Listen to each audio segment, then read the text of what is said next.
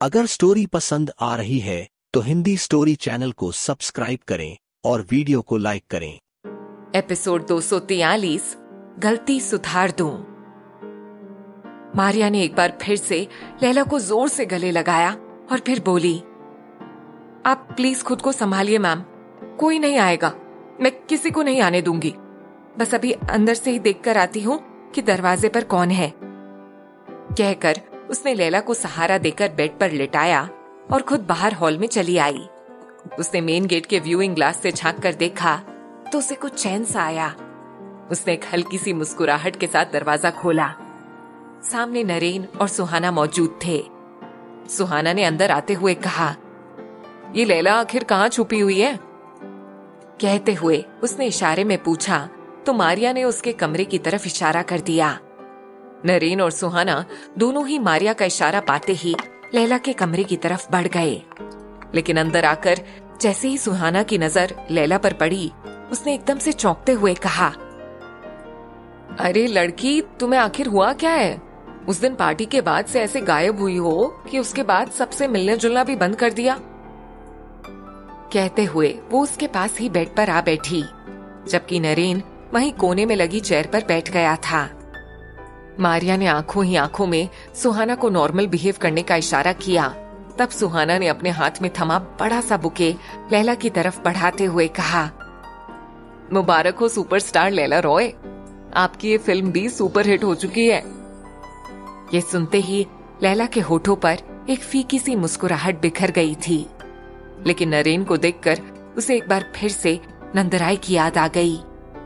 अभी वो ये सब सोच ही रही थी कि तभी नरेन ने कहा, सुजॉय सर से आपकी खराब तबीयत के बारे में पता चला, लेकिन क्या करूं, घर से अम्मा और बापू आए हुए थे और वो लोग जितने दिन भी यहाँ रहे तो कहीं आने जाने का सीन ही नहीं बन पाया।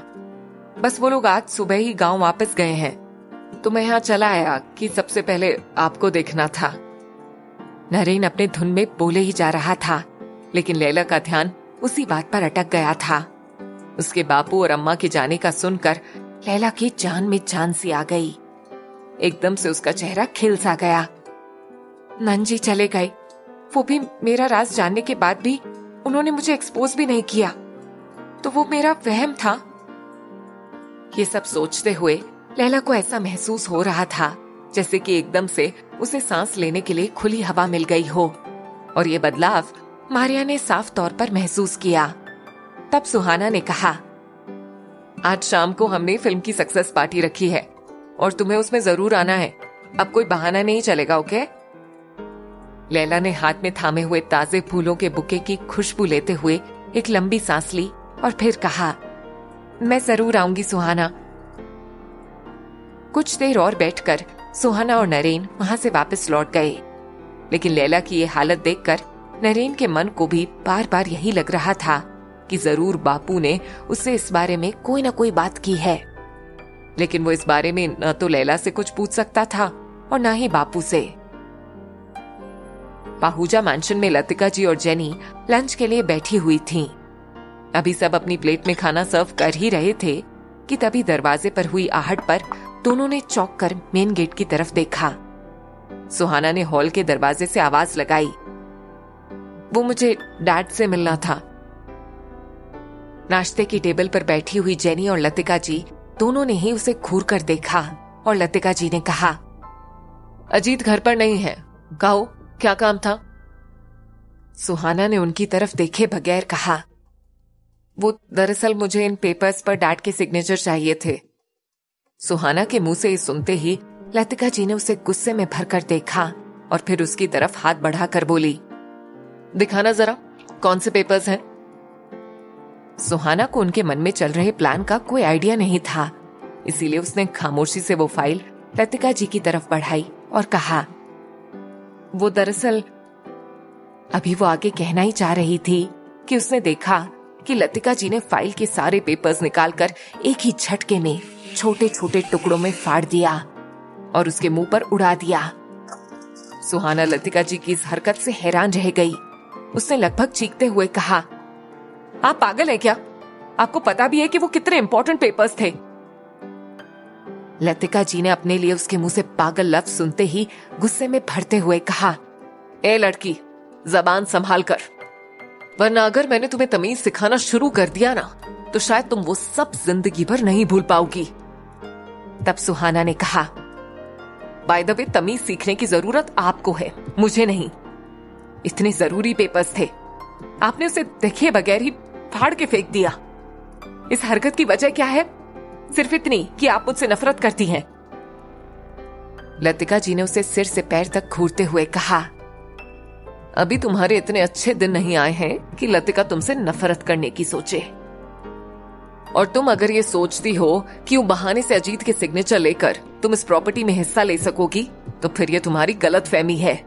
प्रॉपर्टी का एक एक पैसा मुझे बिलोंग करता है। ये पाहुजा मैंशन से लेकर सुजॉय मोशंस और जितने भी फार्म हाउसेस हैं, सब के सब मेरे नाम पर हैं, ना कि अजीत के नाम पर। इसीलिए तुम ये कभी मत सोचना कि तुम्हें अजीत की प्रॉपर्टी से एक फूटी कौड़ी भी मिलेगी। क्या सोचकर आई थी कि धोखे से सिग्नेचर लेकर उसका इस्तेमाल कर लोगी और किसी को कुछ भी पता नहीं चलेगा? उनकी पूरी बात सुनकर सुहाना ने अब और कुछ भी कहना सही नहीं समझा। वो बस अफसोस भरी नजरों से देखती रह गई।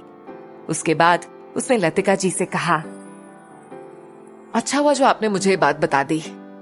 कल तक मुझे इस फैमिली का किसी भी तरह का नुकसान करते हुए अपने डैड और भाई की शक्लें याद आ जाती थी, लेकिन अब मैं अपनी माँ की कसम खाकर कहती हूँ, अब मुझे जो कुछ भी करना होगा वो मैं बेझिझक करूंगी।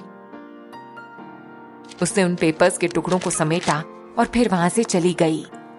पीछे टेबल पर जेनी ने पूरा तमाशा देखते हुए खूब मजे लिए और फिर जब सुहाना चली गई तो उसने कहा, Latika aunty, you are excellent.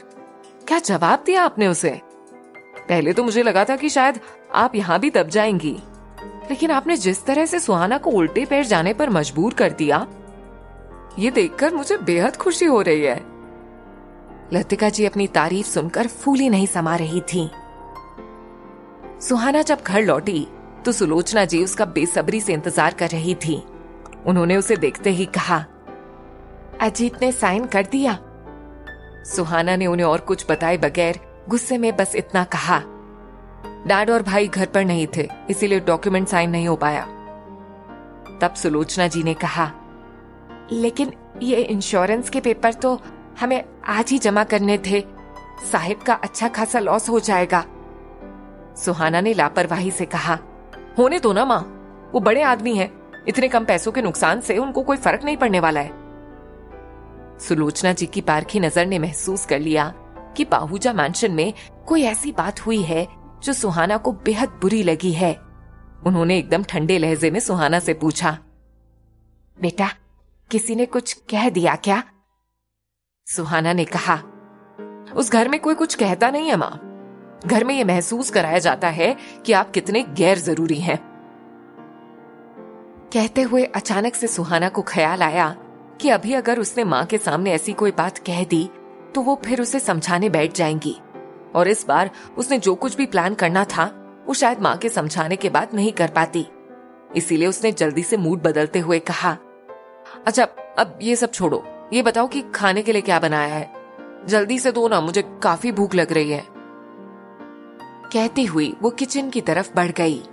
Sulochana जी ने भी इसे मामूली बात समझकर जाने दिया। जेनी गार्डन एरिया में बैठी हुई थी। जब सुजॉय वापस घर लौटकर आया तो उसे लॉन में बैठा हुआ देखकर उसने अपने हाथ में पकड़ा हुआ पेपर उसे दिखाते हुए कहा, ये देखो मैं क्या लेकर आया हूं। जेनी उसकी खुशी देखते हुए बोली, दिखाओ। तब सुजॉय ने पेपर उसके सामने करते हुए कहा, अगले महीने तुम्हारा शहर के सबसे बड़े डॉक्टर के साथ अपॉइंटमेंट है। मैंने कहा था ना, मैं कोई रिस्क नहीं लेना चाहता, इसीलिए मैं चाहता हूं कि तुम अपनी डॉक्टर से ट्रीटमेंट तो करवा ही रही हो तो कोई बात नहीं, लेकिन एक बार शहर के सबसे बड़े डॉक्टर के यहाँ सोनोग्राफी हो जाए तो मुझे भी तसल्ली हो जाए। आखिर ये पाहुजा फैमिली का बच्चा होगा तो उसे ट्रीटमेंट भी उसी लेवल की मिलनी चाहिए ना। सुजॉय और भी काफी कुछ कहे जा रहा था, लेकिन जेनी का दिमाग बस इसी पॉइंटर पर टिका था कि वो सुजॉय को कैसे टालेगी।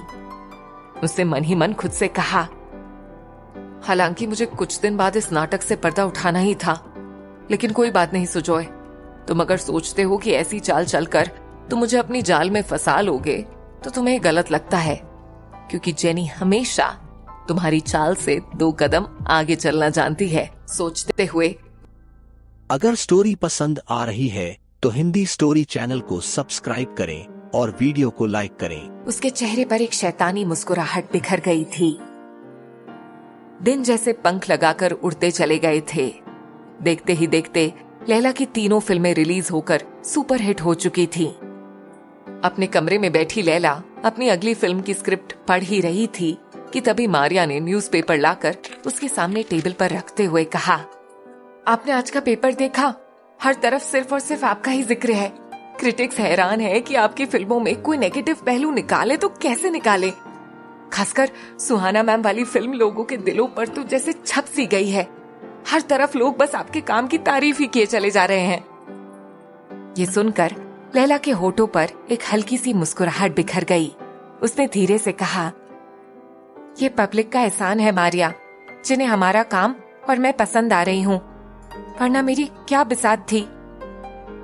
अभी वो कह ही रही थी कि तभी मारिया ने कहा, वैसे कल आपने अवार्ड फंक्शन में जाने के लिए अपनी ड्रेस तो सिलेक्ट कर ली है ना? क्योंकि ऑल्ट्रेशन के लिए अभी डिजाइनर आती ही होगी। लैला ने मारिया की तरफ प्यार से देखते हुए कहा, हाँ, मैंने अपनी ड्रेस सिलेक्ट कर ली है। वैसे वो तो तुम खुद ही पिछले महीने से ही तय किए बैठी हो कि अगर फिल्में हिट हो जाती हैं तो मुझे अवार्ड फंक्शंस में कौन कौन सी ड्रेस पहनकर जाना होगा। ये सुनते ही मारिया भी मुस्कुरा उठी। उसने हंसते हुए कहा, हाँ, क्योंकि मुझे अच्छे से पता था कि आपको आपकी फिल्मों के लिए अवार्ड्स तो जरूर मिलेंगे। कहते हुए वो वहां से बाकी के काम निपटाने के लिए अपने कमरे में चली गई। अगली शाम अवार्ड के लिए अच्छे से तैयार होते हुए लैला ने जब खुद को आईने में देखा तो उसे बरबस ही खुद पर प्यार आने लगा। उसने एकटक खुद को निहारते हुए कहा, खुद को एक के बाद एक माइलस्टोन तय करते हुए देखना कैसा लग रहा है लैला रॉय? एक गांव की लड़की शहर की लड़कियों से इतनी आगे निकल गई कि कोई कह भी नहीं सकता कि मैं कहां से बिलोंग करती हूँ। हालांकि एक वक्त को नंजी को यहाँ देखकर तो मुझे ऐसा लगने लगा था कि शायद अब मेरा करियर, मेरी जिंदगी, सब कुछ खत्म होने वाली है। लेकिन फिर न जाने क्यों भगवान ने नंजी के दिमाग को कैसा फेरा कि वो मुझे या तो पहचान ही नहीं पाए या फिर मुझे अपने साथ ले जाने का इरादा उन्होंने कैंसिल कर दिया। खैर, जो कुछ भी हुआ, ये बातें मेरे हक में बेहतर है। मेरे लिए इतना ही काफी है।